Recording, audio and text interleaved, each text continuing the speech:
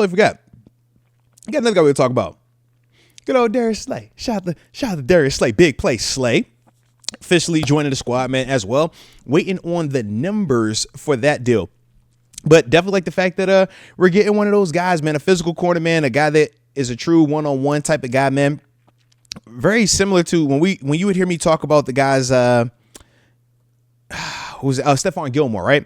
And I would talk about how, man, you want to get that guy that, you know, still isn't, or he's not the super young premier guy that you got to break the bank for, but you want a guy that still has enough left in the tank and is a guy that has played at a high level, and you're seeing him age like a fine wine, stay healthy, technician and things along that nature. When you're looking at Darius Slay, this is a dude that even just last year was a key part of that Eagles defense, both regular season and then obviously for the postseason run.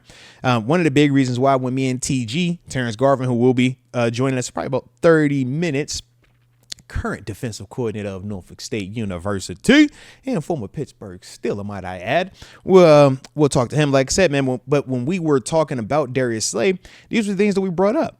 How he checks a ton of those boxes, how he's a physical corner, how he's a corner with attitude, how he's a corner that has done it at the highest level, has done it for a decade plus, and is a dude that guys like JPJ, guys like Corey Trice are going to be able to learn from. They're going to be able to, you know, just take up this wealth of knowledge that Darius Slay is. And I also think that Coach T, man, when you talk about the type of players, man, that Coach T connects with, the type of guys that, you know, are able to really, you know, get here and just hit the ground running. Darius Slay is one of those type of dudes. He gives me the Joe Hayden vibes, very similar. And this is, like I said, all the stuff we talked about with TG last week, man. I can't wait to hear him and hear how he feels about this move as well, because it does have that Joe Hayden feel. When we brought in Joe, man, obviously when Cleveland released him, it was like, man, you're getting a high level, you know, mercenary type of dude right now. And granted, we, you know, had Joe a little bit longer, but for this Darius Slay move, I'm like, man, he helps our secondary. He helps the Beanie Bishops of the world. He helps the Corey Trice of the world. He helps the JPJs of the world, and whoever else we decide to add to that cornerback room, he helps them. Not just with his on-field practice and his, you know, watching how he details his work, but also watch how he watches film.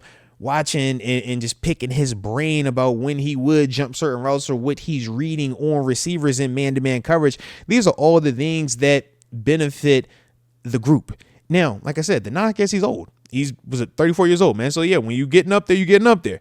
But when you're looking at the tape just off of last year and specifically that Super Bowl run, and trust me, I'm getting film sessions on everybody. You're going to get a Darius Slay Master Most film session. You're going to get you a DK Metcalf Master Most film session. Of course, we got to drop a Malik Harrison. Can I get some LB love in the building?